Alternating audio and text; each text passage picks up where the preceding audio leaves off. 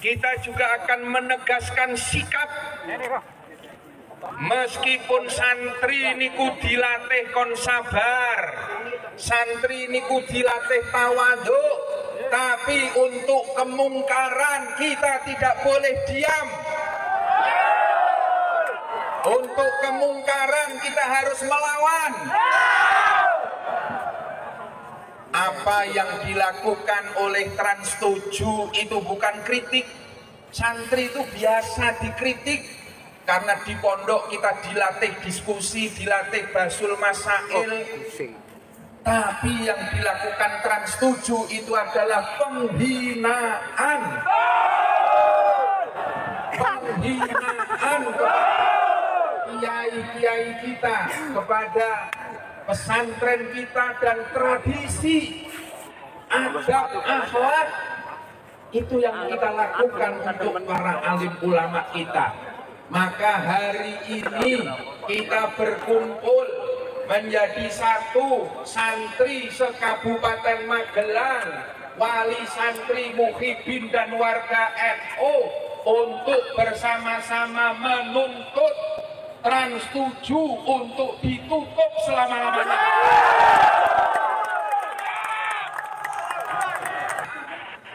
Hasanah program Trans 7 itu mengharamkan ziarah kubur, membid'ah-bid'ahkan amaliyah kita diam, kita tidak pernah marah. Tapi begitu yang disenggol kiai kita, maka wajib hukumnya kita marah hari ini. Trans 7 telah disusupi menjadi sarang-sarangnya Wahabi, menjadi sarang-sarangnya Jamaah Takfiri, menjadi sarangnya jihadis HTI. Saya mau cerita tentang NU. NU kata orang Madura, Nahdlatul Ulama. Jadi pakai ejaan lama, NU. Kalau kata teman saya, Cak Nanto, ini ketua pemuda Muhammadiyah, ini teman saya, di Madura itu 90% itu agamanya Islam, 10%-nya Muhammadiyah katanya. Ini kata Cak Nanto ini. Jadi saya sering sudah menyampaikan di beberapa media sosial, Bu, sebenarnya, bahwa ada salah seorang akademisi dari Harvard University, namanya Phil Caruso. Phil Caruso ini adalah Tillman Scholar, nggak perlu saya ceritakan lah apa itu, nggak mungkin ngerti juga. Jadi Phil Caruso ini mengatakan bahwa satu-satunya tonggak yang hari ini, jadi gini ceritanya, ini banyak yang mempertanyakan, kok saya tidak menemukan tulisan itu? Karena memang ini diterbitkan dalam sebuah jurnal terbatas dari Harvard University di Amerika. Nah, saya membacanya itu di Amerika. Jadi mungkin tidak dirilis ke sini karena memang di situ pada akhirnya ketika muncul wacana Islam Nusantara, Phil Caruso ini diserang. Karena menurut Phil Caruso salah satu kekuatan dari Nahdlatul Ulama itu adalah satu entitas organisasi Islam terbesar yang percaya bahwa Islam itu bukan alat untuk mengarabkan seluruh umat Islam di seluruh dunia. Ini NU yang percaya itu, makanya kemudian NU itu hidup dengan metamorfosisnya dan diaspora Islam dimanapun di seluruh dunia, dan hidup dengan kebudayaan dan kearifan lokalnya. Jadi kalau Islam di Uzbekistan, Bu, itu budayanya ya budaya Uzbek. Islam di Cina itu budaya yang dipakai adalah budaya kearifan lokal Cina, suku Hui, dan termasuk orang-orang Cina di daerah-daerah provinsi bagian barat Cina, itu kebudayaannya kebudayaan Cina. Nah, kalau kita perhatikan dari bagaimana orang Islam ini kemudian menyebar dan kemudian menjaga budaya-budaya lokal itu supaya tidak keluar dari maqasidus syariah, ini sebenarnya pesannya Nabi. Kita tidak boleh percaya bahwa Islam ini adalah instrumennya Allah untuk mengarabkan manusia. Kita tidak boleh percaya itu. Islam ini bagi siapapun. Mau orang Islam di Brazil, di pedalaman Amazon sana, itu boleh memeluk Islam dengan berbagai situasi sosial circumstancesnya. Ini bahasa akademisnya. Dengan berbagai lingkungan sosialnya.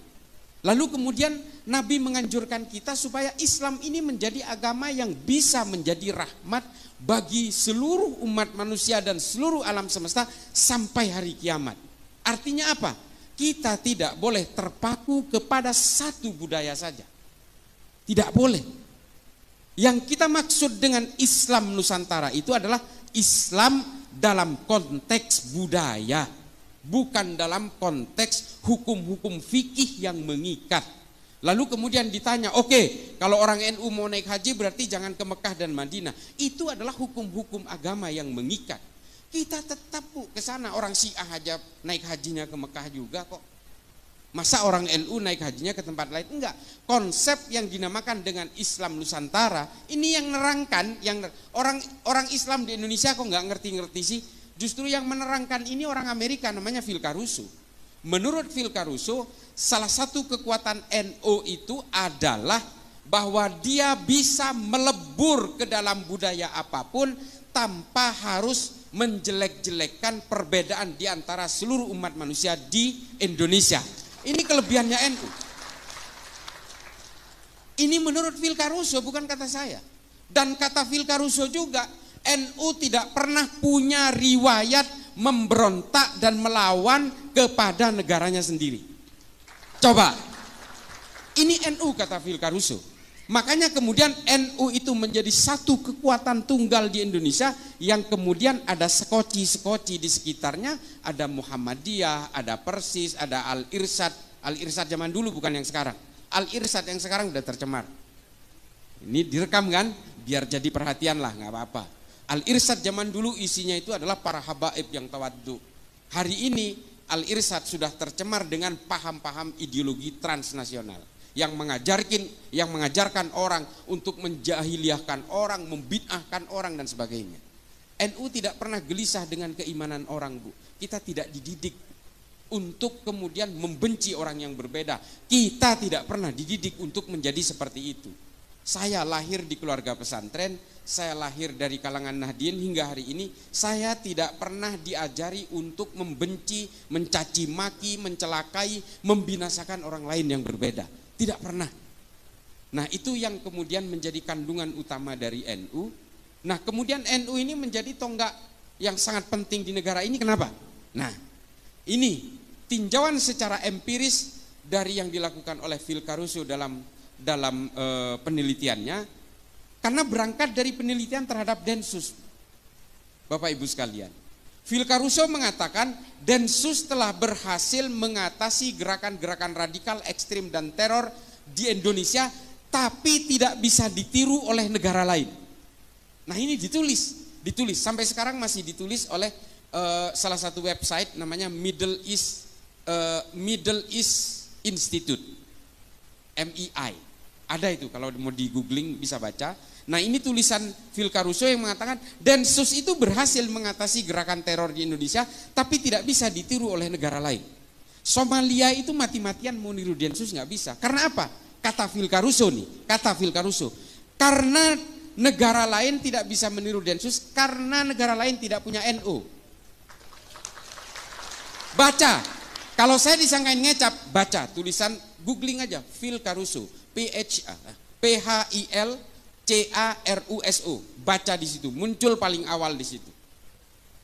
Nah, ini bisa dibaca, artinya apa? Karena tidak punya NU. Apa coba? Mengapa NU itu kok seolah-olah betul-betul dianggap paling penting di negara ini? Sok penting gitu? Enggak juga.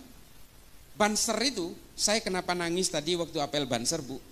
Saya itu betapa bangganya. Wallahi tallahi billahi, saya betul-betul begitu bangganya saya melihat tadi apel Banser. Saya membayangkan kalau Mbah Hashim hidup hari ini. Coba bayangkan betapa bangganya dengan barisan serbaguna ini, dan betapa bangganya dengan kalangan muslimat dan juga berbagai banom-banom NU yang sudah mekar. Ketika NU berdiri tahun 1926 itu harus pura-pura membuat acara haulnya Mbah Holil di Surabaya. Ini berdirinya NU. tahun 26 itu sampai harus berpura-pura. Hari ini kita bisa bergerak terbuka, bisa apel di lapangan alun-alun Magelang dan sebagainya. Ini betul-betul barokah para ulama. Nah, Banser ini jumlahnya 7 juta, Bapak Ibu sekalian. Ini soheh ini. Karena Gusmen kebetulan teman saya. Ini soheh karena berdasarkan data, 7 juta. Polisi jumlahnya 463.000. Tentara kurang lebih 1 juta. Coba bayangin, taruhlah Banser itu nggak punya senjata. Taruhlah misalnya Banser itu mau ngelawan polisi dan tentara yang jumlahnya 1.500.000 orang. Karena tidak bersenjata, Banser itu taruhlah menang maju aja, ngegeruduk aja gitu. Taruhlah mati itu 3,5 jutanya, separuhnya. 3,5 juta Banser itu bisa menguasai negara ini atas nama Nahdlatul Ulama. Apakah Nahdlatul Ulama mau? Gak mau. Kita tidak diajari untuk berkhianat terhadap negara ini. Tidak diajari untuk itu. Kelompok lain sudah pernah melakukan pemberontakan, Bu. Kartosuwiryo memproklamirkan diri di Tasikmalaya, negara Islam Indonesia, lalu membentuk Darul Islam, Tentara Islam Indonesia, membentuk kesatuan-kesatuan militer, memberontak pasukan Andi Aziz di Makassar, Karmuzakar di Banjarmasin, dan kemudian melakukan gerakan-gerakan negara Islam Indonesia hingga hari ini. Dan kemudian pecah menjadi JI, JAD, JAK, JAT, JAS, MMI, MIT, MIB, NII, Khilafatul Muslimin. Ini semua pecahan negara Islam Indonesia yang ingin memberontak kepada negara Indonesia dan menjadikan Indonesia negara agama. Apakah ini pernah dilakukan NU? Tidak pernah. Padahal NU itu adalah organisasi terbesar. Bansernya aja 7 juta. Belum kalangan Nahdliinnya. Coba bayangin, begitu gampangnya kita menguasai. Dan ketika para ulama merumuskan bagaimana negara ini harus bergerak ke depan, membuat satu filosofi Grondslag, filosofi dasar dari negara kita, NU bisa saja mengintimidasi semua ulama dan tokoh nasionalis pada waktu itu untuk menguasai negara ini. Tapi para ulama NU tidak mau melakukan itu. Ulama-ulama NU merekrut berbagai tokoh agama nasionalis dan berbagai organisasi dari Muhammadiyah dan sebagainya untuk merumuskan bersama-sama bagaimana kita ke depan supaya kita tadi tidak saling gontok-gontokan. Lalu kemudian diputuskan sebuah al-asobiyah. Ini kata Ibnu Khaldun, Bu, dalam Al-Muqaddimah. Para ulama kita ini nggak bego, nggak bodoh. Beliau itu membuat rumusan bersama itu berdasarkan rujukan pemikir-pemikir Islam abad pertengahan. Namanya Ibnu Khaldun, namanya Abu Bakar Ahmad Ad-Dinawari. Ada kitab namanya Al-Mujalasa wa Jahirul Ilmi yang membahas tentang bagaimana membela negara. Dan kemudian merumuskan Pancasila dengan Bhinneka Tunggal Ika, yang kemudian setelah kita teliti hari ini ternyata terilhami dari tulisan Ibnu Khaldun dalam Al-Muqaddimah pada abad ke-13. Coba, ulama kita ini nggak begitu aja memikirkan itu. Oh, kemudian kalau kita berpikir hari ini al-asobiyah itu adalah Pancasila, ya itulah hasil rumusan para ulama. Karena dulu Nabi ketika menguasai Madinah, beliau langsung membuat satu piagam Madinah sebagai tonggak kesepakatan bersama antara suku Aus dan suku Hazrat, pribumi dan pendatang yang kemudian disatukan dalam Muhajirin dan Ansor, dan menyatukan orang-orang Nasrani dan orang Yahudi menjadi satu entitas bersama bernama negara Madinah dengan piagam Madinah. Piagam Madinah ini mengatur apa? Mengatur hak dan kewajiban yang sama antara orang-orang yang berbeda, ya. Lalu kemudian mengatur juga semua bahwa manusia siapapun di Madinah, harkat dan martabatnya harus semuanya diakui tanpa melihat latar belakangnya, suku maupun agamanya. Nah, dari sini kemudian memecah dua pemikiran tadi yang saya sebutkan. Abu Bakar Ahmad Ad-Dinawari menulis Al-Mujalasa wa Jahirul Ilmi, merumuskan itu. Artinya apa? Membela negara itu adalah hukumnya wajib. Ini juga yang kemudian oleh Mbah Hashim ditekankan kepada kita, kita semua adalah fardu ain dalam membela negara.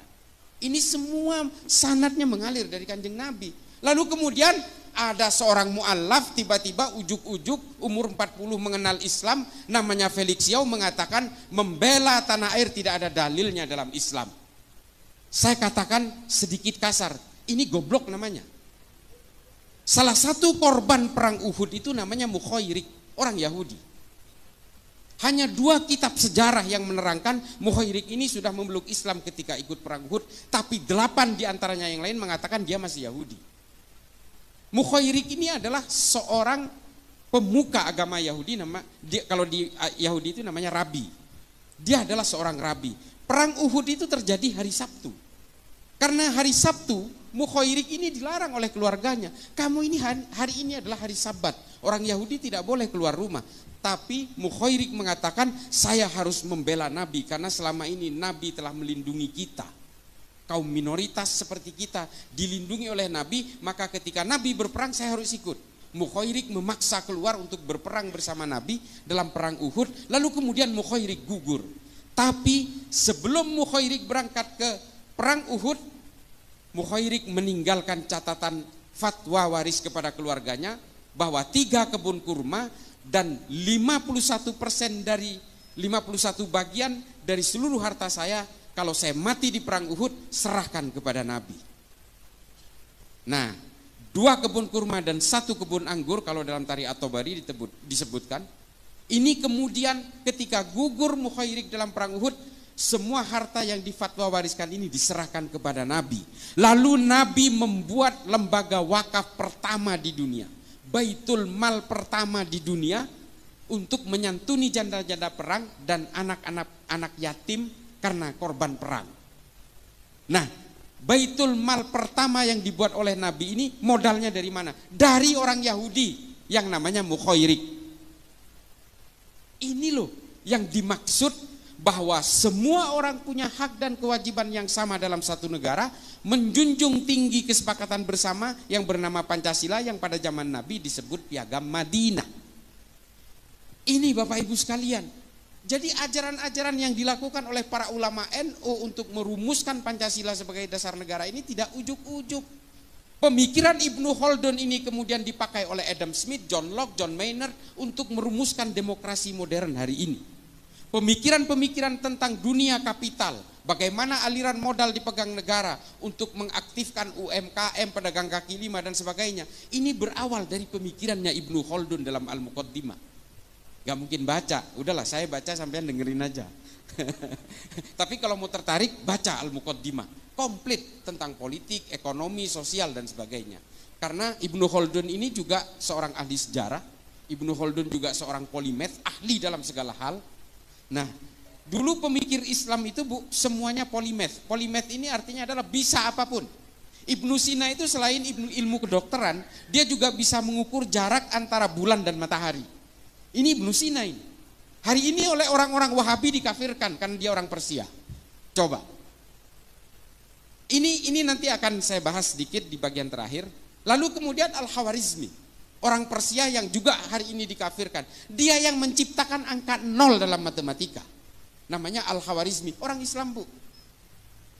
Yang menciptakan kamera di HP ini, itu orang Islam pertama kali menulis dalam sebuah kitab namanya Al-Khaya. Al-Khaya ini tidak dihargai di Arab, kemudian dibawa ke Jerman, lalu kemudian dirumuskan di Jerman, sehingga yang kita kenal hari ini yang menciptakan lensa pertama itu orang Jerman. Itu orang Islam semua. Ya tapi jangan salah juga Bu, yang menciptakan ateisme pertama kali, orang yang tidak percaya Tuhan, itu juga orang Islam juga. Jadi keilmuan dalam Islam itu kemudian berkembang dalam berbagai hal, dalam sains, dalam sejarah, ekonomi, filsafat dan sebagainya. Kita ada Tabrizi, Rumi, Imam Ghazali, Ibnu Rushd, kita mengenal tahafud al-falasifah, tahafud at-tahafud, fihi ma fihi. Ini adalah karya-karya monumental para pemikir Islam pada zamannya. Tapi ada juga orang-orang Islam yang mengeluarkan pemikiran-pemikiran ateis. Abul A'la Al-Ma'arri, Abu Bakar Razi, Al-Mukaffa. Ini semua adalah pemikir-pemikir awal yang kemudian pemikirannya dibawa ke Eropa, dirumuskan oleh Darwin, oleh Feuerbach, oleh Ernest Bloch, oleh Karl Marx dan sebagainya. Tapi kemudian 3 orang ini menjadi murtad. Mati dalam keadaan murtad. Yang 2 dipenggal, yang 1 mati karena sakit. Abul A'la Al-Ma'arri ini mati dalam umur 91 tahun karena pemikiran-pemikirannya akhirnya dia terasing. Dan yang kedua dipenggal lehernya karena dianggap murtad, karena mengeluarkan pernyataan dalam bukunya Az-Zulumiyah namanya, itu tidak percaya Tuhan dan tidak percaya Nabi. Nah ini nggak usah kita ikutin, saya hanya cerita aja bahwa bagaimana keilmuan dalam Islam itu berkembang pada abad pertengahan itu yang kemudian mengilhami berbagai pemikir-pemikir Islam hari ini. Persoalannya kemudian adalah keberagaman kita di Indonesia ini menjadi persoalan ketika muncul aliran-aliran baru, kelompok-kelompok baru demi kepentingan-kepentingan politik. Nah ini Bu, soal politik inilah yang memporak-porandakan semua agama. Semua agama hancur lebur dan terpecah belah menjadi sekte-sekte dan aliran-aliran karena kepentingan-kepentingan politik. Islam terpecah belah karena politik. Orang Islam membunuh Sayyidina Utsman, orang Islam membunuh Sayyidina Ali, membunuh Sayyidina Hasan, Sayyidina Husain, terlibat dalam perang sesama orang Islam, perang Jamal, perang Siffin, perang Hurrah, perang Nahrawan, perang Zab. Ini perang sesama orang Islam karena apa? Karena persoalan-persoalan politik. Di dalam Kristen juga karena persoalan politik memecah belah Kristen, pecahnya Katolik dan Protestan juga karena persoalan politik. Perang 30 tahun membunuh 8 juta orang Kristen di Eropa. Perang di Arab Saudi ketika terjadi pepecahan keluarga Ibnu Saud dan keluarga Ibnu Rashidin juga karena persoalan politik membunuh 13.000 Muslim di Saudi Arabia. Dan perang-perang yang lain yang membunuh puluhan ribu orang Muslim, para sahabat dibunuh oleh sahabat yang lain dalam perang Hurrah, keturunan Nabi dengan keturunan Nabi yang lain, zuriyah dengan zuriyah saling berperang dalam perang Zab untuk kepentingan-kepentingan politik. Kepentingan-kepentingan politik inilah kemudian yang memecah belah kita hari ini. Ada dua kelompok Wahabi Salafi. Ini saya selalu bawakan, ini saksinya dari Densus. Kami ini senantiasa bertemu dengan tangkapan-tangkapan teroris Bu. Sama pemahamannya, ziarah kubur haram, musik haram, ini haram, wayang haram, haul haram, tahlilan haram, semua diharamkan. Kalau hari ini masih ada orang-orang Wahabi Salafi yang masih sejuk-sejuk, itu awal-awal aja. Produk akhirnya nanti jadi teroris juga. Karena semua diharamkan, semua musuh, semua kafir, semua takfir, dan semuanya orang-orang jahiliyah. Aswaja itu diplesetkan menjadi warisan jahiliyah, aliran sesat warisan jahiliyah. Ini di mata mereka. Padahal di kita Aswaja itu adalah Ahlus Sunnah wal Jamaah. Nah ini ada teman saya dari Gus Ulil dari Wonosobo, Gus Ulil Albab. Ini dari Batsul Masailnya Nahdlatul Ulama. Ini teman saya baru lihat, sorry Ustadz. Jadi ini semua kemudian yang memporak-porandakan kita. Belum kita bicara tentang Hizbut Tahrir Bu, dengan agenda khilafah dan sebagainya. Belum kita berbicara tentang Ikhwanul Muslimin. Ikhwanul Muslimin ini yang justru paling bahaya. Saya katakan bahaya kenapa? Pak, saya ini sudah berkali-kali ke Mesir. Saya sudah berkali-kali ke Afrika. Saya sudah berkali-kali ke Asia Selatan. Saya sudah membuat riset, studi banding dan sebagainya. Yang paling berbahaya ini kenapa saya katakan Ikhwanul Muslimin? Karena ubudiyah dan amaliannya hampir mirip dengan kita. Mirip dengan orang-orang Nahdien, mereka juga maulidan, mereka juga ziarah kubur, mereka juga datang ke haul, mereka datang ke tahlilan, sama Pak. Sama-sama Asy'ariyah, sama, konsep tauhidnya sama, konsep akidahnya mirip. Apa yang kemudian membuat berbeda antara orang Ikhwanul Muslimin dan Nahdien? Cita-cita politiknya berbeda. Itulah mengapa, ini mohon maaf, silahkan berbeda pandangan, nanti silahkan konfirmasi ke saya. Mengapa saya selalu melawan fatwa-fatwa dari Ustadz Abdus Somad? Mengapa saya melawan itu? Karena satu, dia tetap mengglorifikasi khilafah. Yang dikutip adalah dari perkataan Imamul Hakim dalam Al-Mustadrak ala Sahihain. Saya udah baca juga kitabnya. Sama Pak, kita udah pelajari juga. Dan ini dihantarkan kepada orang-orang awam seolah-olah kita wajib bercita-cita menegakkan khilafah. Ini yang dijadikan kutipan adalah kitabnya Al-Mustadrak ala Sahihain. Saya udah baca juga. Mengapa saya katakan ini salah? Rujukan ini, Imamul Hakim menulis Al-Mustadrak ala Sahihain ini ketika dia sudah pikun. Makanya Az-Zahabi mengatakan ini tidak boleh dijadikan rujukan.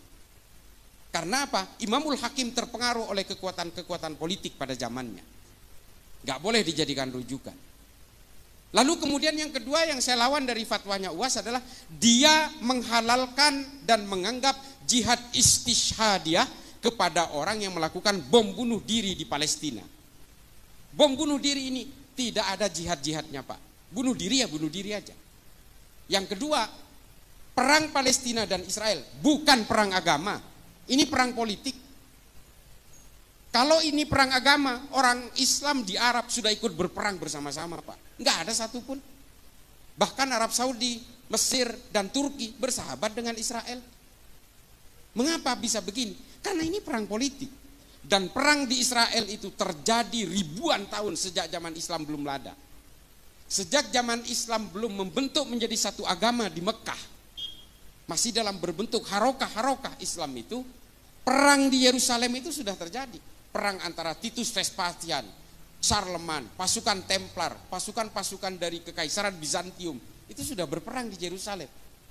Ini tulisannya lengkap soal ini. Ada seorang Yahudi dan juga seorang Islam yang menulis tentang kehidupan perang di Baitul Maqdis ini. Namanya Simon Sibek Montefiore. Silakan baca. Artinya perang antara Palestina dan Israel ini bukan hanya terjadi hari ini, sudah terjadi berabad-abad yang lalu. Jauh sebelum Islam itu membentuk menjadi sebuah agama di Mekah. Ini loh, makanya saya selalu tantang semuanya ini. Orang-orang yang masih mengglorifikasi Ikhwanul Muslimin ini, udahlah nggak usah pura-pura lah. Kalau memang pengen khilafah, marilah kita berdiri tegas saja. Kalian anti Pancasila, ya sudah, keluar dari negara ini. Begitu saja, nggak usah berpura-pura, sama-sama melawan Wahabi. Oke, di situ kita sepakat melawan gerakan Wahabi. UAS juga sering melawan gerakan Wahabi. Kita sepakat untuk itu. Tapi jangan giring bangsa ini kepada orang-orang yang terus membenci kepada orang yang berbeda. Di dalam salib ada jin kafirnya. Nggak usah lah, nggak usah menghina sesembahan orang lain, kata Allah. Ya kan? Di Quran kan jelas. Jangan menghina sesembahan orang lain, karena orang lain akan menghina Tuhanmu tanpa ilmu pengetahuan. Jelas kok di Quran itu. Kenapa kita selalu menghina sesembahan orang lain? Nggak usah, tunjukkan Islam itu sebagai agama yang bisa menjadi rahmat bagi seluruh alam semesta. Supaya apa? Supaya orang-orang yang belum berislam ini tertarik kepada Islam karena kedamaiannya. Bukan karena bakar, bunuh, gantung. Bukan karena itunya. Kan miris Pak. Ada juga kelompok lain di dalam kita yang memecah belah kita hari ini. Kelompok FPI. Ini mohon maaf Pak. Kalau masalah kita itu suruh takdim kepada para habaib, jangan kalahin orang NU. Yang mengajari untuk supaya kita takdim dan hormat pada dzurriyyah Nabi, itu justru ulama-ulama NU. Tapi hari ini kepatuhan kita kepada para habaib itu dimanfaatkan oleh oknum-oknum habaib untuk memecah belah NU. Coba, kacang lupa kulitnya kan? Ulama-ulama NU mengajari kita untuk hormat kepada para habaib. Tapi oknum-oknum sebagian habaib hari ini yang bergerak dalam berbagai harokah-harokah siasah dan punya agenda-agenda politik, justru memanfaatkan kepatuhan kita kepada para habaib untuk memecah belah NU.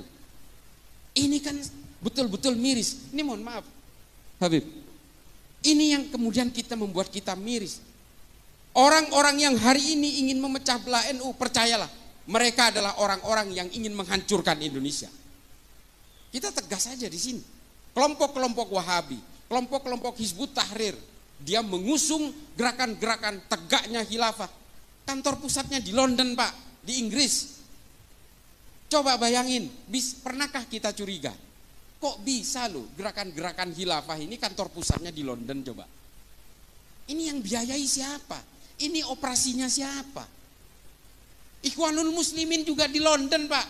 Dan satu lagi di Libanon, coba bayangin. Ini siapa yang gerakin? Operasinya siapa? Lalu dia datang ke Indonesia membawa gerakan-gerakan Hizbut Tahrir, gerakan-gerakan khilafah, tegaknya daulah dan sebagainya, mengacak-acak kita, mengadu domba kita. Dan di Madura Pak, di kampung saya hari ini, yang namanya NU, belum tentu NU Pak. Bisa jadi NU aliran garis keras yang terpapar oleh FPI. Ini di Pamekasan contohnya, yang mempersekusi rumahnya Pak Mahfud MD, yang menyandra Kiai Ma'ruf Amin di mobilnya, itu adalah kelompok-kelompok ini. Sama Pak, tahlilan juga, haul juga, maulidan juga, baca-baca rotib juga, sama. Nah, yang paling terakhir adalah, lalu bagaimana kita akan bersikap? Apakah kita tidak boleh berpolitik kalau ternyata politik itu hanya memecah belah umat? Boleh Pak. Bapak Ibu sekalian, boleh berpolitik. Kata Imam Ghazali dalam Ihya Ulumuddin mengatakan Islam dan politik itu seperti saudara kembar. Islam diperlukan untuk mengawal ruang-ruang politik ini supaya tidak keluar dari jalur maqasidus syariah. Ini jelas. Boleh berpolitik Pak, tapi gunakan ilmu pengetahuan. Nah ini. Ilmu pengetahuan ini yang harus menjadi landasan kita hari ini, bahwa kita boleh berpolitik karena ilmu pengetahuan dan gunakan ilmu pengetahuan itu dalam berpolitik. Ini jelas. Makanya saya bukan karena sesama Madura Pak, saya senang sekali dengan Pak Mahfud MD. Pak Mahfud MD ini legislatif sudah, yudikatif sudah, sekarang ada di eksekutif. Padahal dia ini Pak hanya menggunakan ilmu pengetahuannya aja. Dan dia menggunakan ilmu pengetahuan itu dalam ruang-ruang politik. Kalau ingin dimusuhi Pak Mahfud MD, gampang Pak, gampang. Coba aja dia sogok Pak. Dimusuhi seumur hidup. Demi Allah, ini banyak cerita soal itu karena saya dekat dengan beliau. Wallahi, banyak orang yang mau nyogok beliau Pak, terutama ketika kasus-kasus terakhir-terakhir ini, supaya dia diam jangan bersuara. Dimusuhi semua itu yang berusaha nyogok itu. Mulai dari polisi, tentara, semua dimusuhi. Karena menurut dia ini orang nggak amanah. Kalau dia udah pejabat negara tapi dia mau nyogok saya, berarti ini nggak amanah. Dimusuhin Pak. Ini Pak Mahfud. Nah, banyak tokoh-tokoh dalam Islam yang berpolitik karena ilmu pengetahuan. Ada Muhammad As'ad, ada Muhammad Iqbal, ada Harun al-Rashid. Ini semua adalah orang-orang yang kemudian menjadi pemimpin, menjadi pejabat negara, tapi menggunakan ilmu pengetahuannya. Ada Fazlur Rahman dan sebagainya. Hari ini apa yang terjadi? Kita meninggalkan ilmu pengetahuan dari dalam dunia politik kita. Yang terjadi adalah apa? Ambisi-ambisi kekuasaan. Sehingga apa? Ketika ambisi kekuasaan ini dipaksakan untuk hidup dalam negara itu atas nama agama, yang terjadi adalah apa? Upaya membuat gerakan-gerakan revolusioner. Karena apa? Kita terilhami oleh para pemikir-pemikir politik dalam Islam seperti Muhammad Qutb, Said Qutb dan sebagainya. Hasan al-Banna, ini yang kita ilhami hari ini. Sehingga apa yang kita lahirkan hari ini? Abu Bakar Ba'asyir, Oman Abdurrahman, Abu Bakar al-Baghdadi, Osama bin Laden, ini Aiman al-Zawahiri. Ini yang kita lahirkan hari ini. Kita tidak lagi melahirkan Ibnu Sina, Al-Farabi, Al-Kindi, Al-Khawarizmi, Tabrizi, Rumi, Imam Ghazali. Kita tidak lagi Ibnu Khaldun. Kita tidak lagi melahirkan mereka-mereka ini semua. Yang kita lahirkan adalah orang-orang yang mengglorifikasi kekerasan, pembunuhan, perang dan sebagainya. Upaya-upaya revolusi, gerakan-gerakan toli'ah. Nah, ini kan miris Pak. Islam itu pernah berjaya karena ilmu pengetahuan, bukan karena politik. Itu lihat di YouTube saya dengan Bang Akbar Faisal. Saya bisa buktikan itu semua secara empirik dan historik. Kita tidak pernah berjaya dalam dunia politik. Kalau kita berjaya dalam dunia politik, sampai hari ini mungkin politik Islam sudah berjaya di mana-mana. Tidak Pak. Di Granada tumbang abad ke-14. Kekhalifahan Turki Utsmani tumbang 1924. Dan akhirnya yang terjadi apa hari ini? Monarki-monarki di negara Arab yang masih mengatasnamakan Islam. Padahal semua itu adalah untuk kejayaan keluarganya mereka. Kejayaan dinasti-dinasti. Ini bukan politik Islam, ini politik keluarga aja. Seperti Ibnu Saud di Qatar, Kuwait, ini kan keluarga semua. Nah, ini kan mulkan-mulkan yang sebenarnya hanya mengatasnamakan Islam, tapi sebenarnya nggak Islami juga.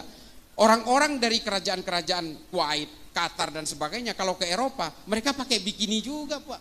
Bu, mereka pakai bikini juga, ya artinya mengumbar aurat juga.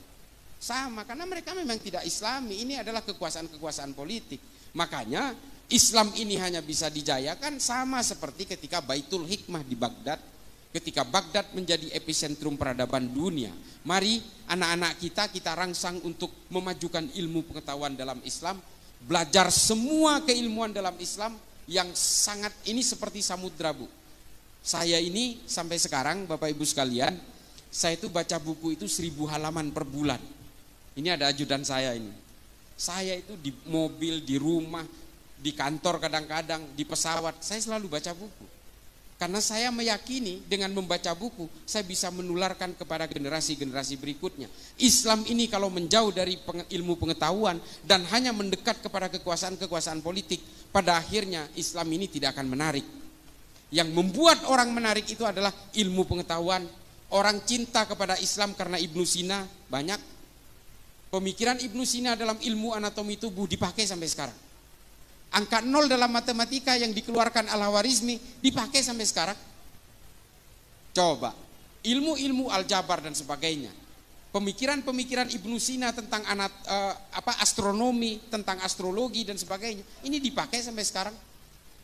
Ilmu tentang biologi, tumbuh-tumbuhan, ini ditulis dalam kitab An-Nabat oleh Abu Bakar Ahmad Ad-Dinawari. Sampai sekarang dipakai tentang ordo klasifikasi tumbuh-tumbuhan. Ini dari Islam semua, Bu, Bapak Ibu sekalian. Makanya kembalikan kejayaan Islam ini lewat ilmu pengetahuan. Kalau dengan politik kita hanya bermimpi tentang perang, bagaimana melakukan proses negosiasi politik di tingkat elit, bagaimana berbagi konsesi kekuasaan dan sebagainya. Enggak jauh-jauh dari situ. Dan ketika satu negara itu dikuasai oleh kelompok Islam, percayalah nanti akan berperang dengan sesama kelompok Islam. Di Afghanistan sudah terjadi, Bu. Taliban menguasai atas nama Islam, tapi kemudian muncul musuh dari Aliansi Utara, muncul musuh dari ISIS Khorasan. Karena selalu begitu, Bu. Kekuasaan yang mengatasnamakan agama pada akhirnya terjebak dalam firqoh-firqoh yang berbeda-beda, kelompok-kelompok yang berbeda. Karena apa? Dari tafsir-tafsirnya di Islam itu sudah berbeda-beda. Dari mazhab sudah berbeda-beda, dari manhaj sudah berbeda-beda. Makanya ketika kelompok Islam itu menguasai satu panggung politik, biasanya perpecahan terjadi. Yang satu ingin begini, yang satu ingin begitu. Pada akhirnya apa? Yang satu semua ingin diakomodasi, perang satu sama lain sesama Islam. Ini sudah terjadi. Sunni dan Syiah itu pecah karena persoalan politik. 1400 tahun belum selesai permusuhannya sampai hari ini. Nah, jadi Bapak Ibu sekalian, kalau ingin memajukan Islam, rangsang anak-anak kita, cucu-cucu kita untuk belajar tentang ilmu pengetahuan, tentang basis-basis era digital segala macam. Algoritma digital, algoritma berbagai pemikiran-pemikiran yang bersifat lebih ke depan, visioner ke depan. Ini berikan kepada anak-anak kita. Demikian, mudah-mudahan nanti bisa ada tanya jawab. Ini mudah-mudahan bisa menjadi manfaat bagi saya pribadi yang fakir ilmu ini dan juga bisa bermanfaat bagi Bapak Ibu sekalian. Akhiran ihdinas siratal mustaqim wallahul muwaffiq ila aqwamit thoriq. Wassalamualaikum warahmatullahi taala wabarakatuh. Waalaikumsalam warahmatullahi wabarakatuh. Masya Allah, daging banget gitu ya ngajinya ya guys. Masya Allah, luar biasa sekali. Dan mungkin ada kesempatan kita untuk sesi tanya jawab dulu. Mungkin satu atau dua Gus berkenan untuk bisa menjawab pertanyaan dari para jamaah pada yang berkesempatan kali ini telah hadir. Siapa yang mau tanya kepada Gus Islah? Ada mungkin mbak-mbaknya ya? Oke, bisa. Mas Panitia mungkin kita bisa dibantu dengan mic dari FOH, mungkin bisa bantu satu mic ya. Oke, yang putri ditahan dulu ya. Yang putra sekarang, ada nggak nih yang putra mau tanya? Ya, mana? Oh Bapak ya, oke Bapak ada pertanyaan, baik.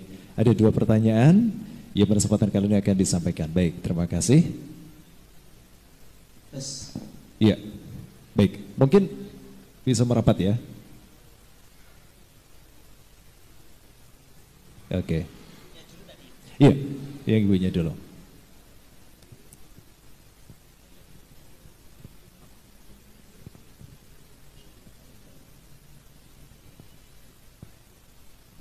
Sebutkan nama, status gak usah. Assalamualaikum warahmatullahi wabarakatuh. Waalaikumsalam warahmatullahi wabarakatuh. Nepangaken kawula ati perwakilan dari PC ISNU Kabupaten Magelang. Alhamdulillah ketuanya juga dari Untidar Pak Ibrahim, matur nuwun sanget. Untidar menika saged rawuh Pak Profesor niki kula perwakilan nggih.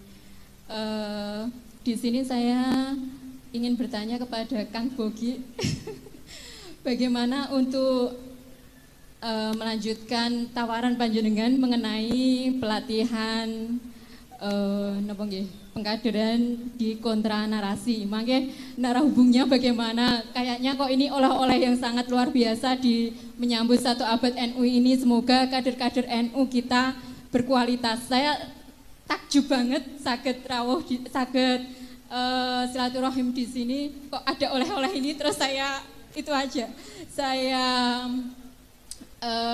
langsung di follow up ya? Gitu. Yeah. Kersane ada tindak lanjutnya, tidak hanya omong kosong ngoten nggih. Yeah. Terima kasih dari saya. Wassalamualaikum warahmatullahi wabarakatuh. Waalaikumsalam warahmatullahi wabarakatuh. Baik, berikutnya yang di belakang dari Mas Moy. Bapak, ya. Assalamualaikum warahmatullahi wabarakatuh.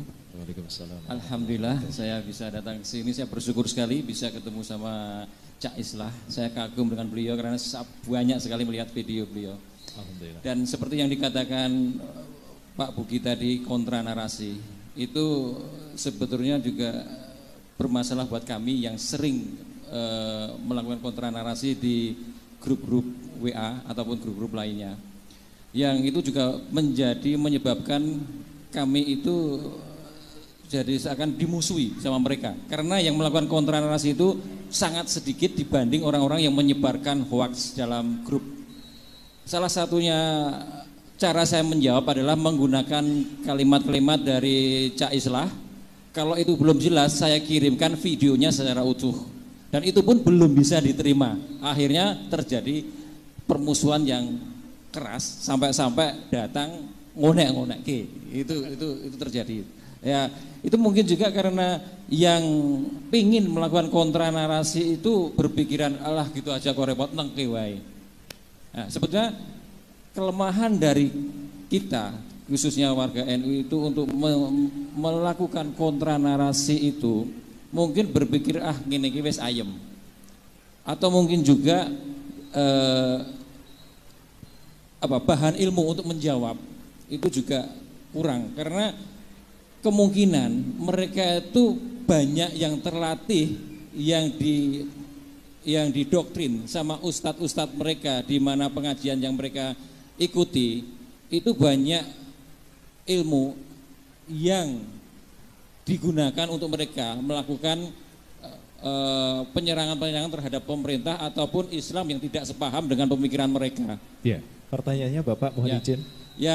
Yang jadi pertanyaan saya, seakan-akan kenapa kok sekarang banyak pengajian yang menyebarkan doktrin-doktrin yang saya anggap itu memusuhi Islam yang tidak sepaham dengan mereka, memusuhi pemerintah, itu kok seakan-akan tetap berjalan dengan tenang. Khususnya adalah yang di lingkungan universitas. Saya banyak bertemu dengan anak-anak yang dulunya dia itu rajin mengikuti pengajian saat kuliah. Setelah selesai kuliah itu jadi orang yang keras. Nah, apakah benar Pak untuk pengajian-pengajian di lingkungan universitas yang keras-keras itu memang didiamkan saja? Ataukah ada trik lain untuk menghambat mereka untuk menyebarkan ajaran-ajaran yang melawan pemerintah ataupun menjelek-jelekan aliran yang tidak sepaham dengan mereka gitu. Ya. Itu aja. Assalamualaikum warahmatullahi wabarakatuh. Waalaikumsalam warahmatullahi wabarakatuh. Ya, cukup 2 saja terlebih dahulu ya karena waktu saya terbatas. Kami persilakan kepada Gus Islah atau Kombes Pol Bogi. Terima kasih Ibu. Untuk program kontra narasi, gambaran saya, kami aja yang di Sulawesi Tengah, di Poso masih ada lagi daerah yang masuk lagi kabupaten. Itu aja kita kirim. Apalagi yang ada di Magelang. Ya, kita hanya 5 jam saja dari kantor kami. Nanti silahkan catat nomor saya nanti habis ini kita diskusi. Kira-kira nanti modelnya bagaimana? Apakah kemudian dari PCNU atau mungkin dari para pondok pesantren, kita siap untuk menghadirkan tim kita. Untuk yang tadi mahasiswa Pak, tadi sudah saya sampaikan juga bahwa radikalisasi itu tidak hanya terjadi di lingkungan masyarakat, tapi di lingkungan dunia pendidikan. Banyak mahasiswa yang kemudian terpapar dalam hal pemikiran, dan bahkan mahasiswa kemudian menjadi pelaku teror dia ahli bom yang kemudian ditangkap di wilayah Sulawesi Tengah itu dari mahasiswa dari salah satu universitas terkemuka di Indonesia. Ya. Jadi memang radikalisasi yang kemudian dibawakan oleh kelompok misalnya HTI itu banyak merambah ke dunia pendidikan. Bahkan dalam rilis terakhir dari BNPT kalau tidak salah ada indeks radikalisasi anti Pancasila itu di beberapa universitas itu ada, termasuk universitas negeri itu ada juga. Nah ini menjadi garapan kami sekarang, ya bagaimana kemudian kita bisa menangkal, mencegah radikalisasi yang terjadi di lingkungan mahasiswa. Karena ini berbahaya Pak, sangat berbahaya, di mana sebenarnya otak-otak mahasiswa yang produktif untuk membangun negara ini ternyata hanya dicokoli oleh doktrin-doktrin yang kemudian mereka ingin jalan singkat untuk menjadi seorang mukmin ya dalam kacamata mereka. Sehingga apa? Salah satunya adalah ya mengkafirkan sistem yang ada di negara ini, sistem pemerintah ya, kita togut dan sebagainya, yang akhirnya nanti tujuan utama adalah mereka bagaimana bisa menyongkong adanya khilafah yang ada di Indonesia, yang kemudian ini bisa membahayakan negara ini kalau kemudian dari lingkup pelajarnya, mahasiswanya yang produktif sebenarnya untuk membangun bangsa itu kemudian terpapar oleh virus yang namanya virus radikalisme ini. Begitu Pak. Ya sekali lagi itu ada Pak, dan itu sedang menjadi perhatian khusus dari negara terkait penyebaran radikalisme di lingkungan kampus atau mahasiswa. Terima kasih.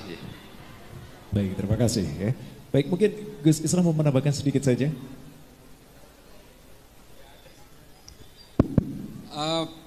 Terima kasih Pak. Saya kalau pelatihan itu sebenarnya ini harus dilayani nih. Ini ada kontranarasi. Nah biasanya kalau ada training tentang algoritma digital ya Mas Bogi istilahnya, itu biasanya juga dikasih bantuan device biasanya ya, gadget satu, handphone apa gitu untuk mengglorifikasi berbagai ideologi kebangsaan. Nah menyikapi berbagai konten yang ada di media sosial Bapak Nyun Sewu, ini memang menjadi satu persoalan yang sangat nasional hari ini. Satu, karena memang Kominfo ternyata tidak bisa berbuat apapun. Entah mereka tutup mata atau ada satu sistem yang kemudian leaking di dalam, sehingga berbagai konten itu sebenarnya sangat mudah secara digital untuk di block out. Bisa sekali, sangat mudah. Apalagi hanya men-take down salah satu akun misalnya yang selalu menyebarkan hoax dan ajaran-ajaran nggak benar. Gampang sekali sebenarnya. Cuma memang ada beberapa platform yang harus bersurat kepada platform pusatnya di Amerika atau di Rusia. Tapi ada beberapa platform yang sangat mudah. Cuma masalahnya memang ada beberapa kelompok tertentu di Kominfo ini yang kemudian menjadi benalu di dalamnya, yang seolah-olah ada pembiaran di situ. Saya bisa bersaksi soal ini, karena ini salah satu kerjaan saya adalah mondar-mandir dari Kominfo. Hampir setiap minggu kita mondar-mandir ke Kominfo hanya untuk melaporkan konten itu, dan kemudian mandek di salah satu lantai itu aja. Selalu begitu. Ini mohon maaf, saya harus terbuka soal ini, karena ini adalah keluhan kami juga.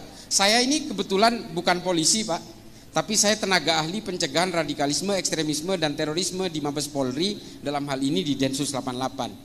Jadi saya tahu persis bagaimana kendala-kendala dalam konten-konten digital ini untuk diberangus. Termasuk kalau saya sih nggak gelisah sebenarnya. Yang banyak protes itu adalah kiai-kiai di kampung-kampung yang protes karena saya dituduh Syiah, saya dituduh liberal dan sebagainya. Hanya karena ini mumpung ada ibu-ibu muslimat, saya itu dituduh liberal Bu, karena saya pernah berkata begini. Saya secara pribadi saya bilang saya anti poligami. Karena kalau saya berpoligami, anak saya dan istri saya pasti berantakan. Maka bagi saya yang namanya poligami yang pernah dilakukan Kanjeng Nabi itu buat saya mudorot, saya bilang. Buat saya pribadi maksudnya. Kalau ada orang lain mengatakan itu menjadi maslahat ya silakan aja. Tapi buat saya mudorot. Dan bagi saya secara pribadi Satu-satunya mungkin yang pekerjaan Nabi yang tidak pernah akan saya tiru adalah menikah berpoligami itu. Nah, gara-gara ngomong begini, padahal saya ngomongnya itu pribadi. Maksud saya pribadi tidak akan mungkin berpoligami dan saya anti poligami. Saya kesian anak saya kesian istri saya cinta kepada istri saya. Oke, dalam soal harta saya bisa berbagi adil dengan istri saya.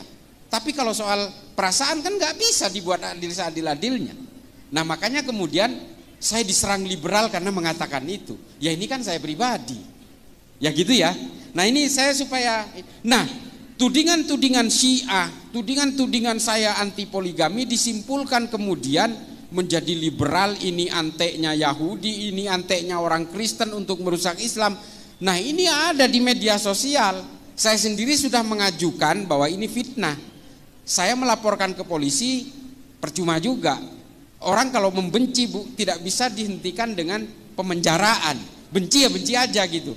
Yang bisa membuat mereka itu tidak benci adalah kesadaran di dalam sanubari dan di dalam nuraninya mereka. Makanya saya tidak mau laporin mereka ke polisi, tapi atas usulan dari para kiai di daerah-daerah, terutama dari kiai-kiai NU, Gus ini bahaya buat sampean, nanti sampean karena ini disampaikan berkali-kali bahwa sampean ini Syiah, sampean liberal, nanti pada akhirnya banyak orang yang percaya. Nah ini saya mengajukan take down terhadap konten-konten ini saja. Ini tidak pernah dilaksanakan oleh Kominfo. Untungnya yang men-take down itu Allah. Yang paling getol menyerang saya Syiah dan liberal itu ada kiai, katanya kiai, menurut saya bukan. Itu di Jember, nama akunnya Benteng Akidah. Ternyata dia meniduri 14 santrinya dan satu ustadahnya, namanya Fahim, sekarang udah di penjara. Ternyata Allah yang men-take down dia, nggak perlu Kominfo. Karena yang menyuarakan bahwa saya ini dibiayai oligarki, saya ini Syiah, saya ini liberal, ini orang ini pertama kali. Hanya untuk menghujat saya, dia membuat 6 konten di YouTube-nya, coba bayangin. Hanya untuk menghujat saya. Ya alhamdulillah, Allah mungkin yang tidak terima, akhirnya ditunjukkan oleh Allah kepada kita semua kejahatan dia. Dan ternyata memang dia punya masalah dengan persoalan-persoalan nafsu seksualnya ini. Akhirnya ya diringkus sama polisi. Ya kita sih tidak mau ingin membuka aib saudara-saudara kita, tapi pada akhirnya kita itu jangan pernah tertipu oleh jubah-jubah agama. Jangan pernah tertipu oleh mereka yang membajak kesalehan-kesalehan. Karena kita semua ini sejatinya adalah pendosa. Kita semua ini adalah pendosa. Yang tidak punya dosa itu hanyalah Nabi. Jangan kemudian kita merasa paling suci dan kemudian kita merasa berhak untuk menghakimi orang lain bahwa orang lain pasti masuk neraka, kita pasti masuk surga. Janganlah. Jangan pernah menyerobot hak-hak Allah dalam menentukan penghakiman dan juga menentukan siapa kafir, siapa bukan kafir. Jangan serobot. Udahlah, kita ini hidup biasa aja, kita beribadah kepada Allah, kita menjunjung tinggi kemanusiaan dan kedamaian. Mari majukan Islam dengan ilmu pengetahuan. Sederhana, itu aja. Terima kasih, terima kasih. Terima kasih, Masya Allah, luar biasa sekali. Mohon maaf, perkenalkan saya Islah Bahrawi. Saya bukan kiai, bukan ustadz, bukan gus. Karena yang kiai itu kakek saya. Bapak saya orang biasa, bapak saya orang melarat, pedagang, bukan pedagang sih, pemulung tepatnya di Jakarta itu. Pemain, kalau di sini pemain ketoprak, Bu. Bapak saya itu, tapi di Madura. Di Madura itu namanya panjak, sejenis ketoprak. Kalau di sini apa? Campur sari gitu. Nah, itu bapak saya. Tapi bapak saya ini muridnya Yai Usman Jatipurwo. Jadi bapak saya meskipun pemain campur sari itu, bapak saya itu ahli torikoh dari Naqsabandiyah. Nah jadi kakek saya yang kiai, kebetulan santri terakhir dari Syekhona Khalil bin Abdul Latif dari Bangkalan. Satu angkatan dengan Kiai As'ad Syamsul Arifin dari Sukorejo. Itu kakek saya. Itu aja, saya lahir di Madura, saya sudah tua, umurnya 52 tahun. Saya sempat mondok di pondok pesantren Syekhona Khalil di Bangkalan 3 tahun. kemudian saya kuliah di Jakarta, lalu saya belajar, nah ini, saya belajar Islamnya kebalik. Kalau teman-teman saya belajar Islamnya itu ke Arab Saudi atau ke Timur Tengah atau ke Mesir atau ke Maroko, saya belajar Islamnya ke Amerika, kebalik Bu. Saya belajar sejarah dan filsafat Islam di Zaytuna Institute di California. Jadi campur aduk, tapi insya Allah saya tetap Ahlus Sunnah wal Jamaah, dan sejak lahir insya Allah sampai saya mati tetap Nahdiyin sejati. Al-Fatihah. Bismillahirrahmanirrahim. Bismillahirrahmanirrahim. Alhamdulillahirabbil alamin. Arrahmanirrahim. Maliki yaumiddin. Iyyaka na'budu wa iyyaka nasta'in. Ihdinas siratal mustaqim. Siratal ladzina an'amta 'alaihim ghairil maghdubi 'alaihim waladdallin. Amin. Bismillahirrahmanirrahim. Allahumma sholli ala sayyidina Muhammad. Amin ya Allah. Amin ya Allah. Amin ya Allah. Rabbana wa qina adzabannar wa qina adzabannar wa qina adzabannar wa adkhilna jannata ma'al abrar ya aziz ya ghaffar ya rabbal alamin. Subhana rabbika rabbil izzati amma yasifun wa salamun alal mursalin walhamdulillahi rabbil alamin. Matur nuwun. Wassalamualaikum warahmatullahi wabarakatuh.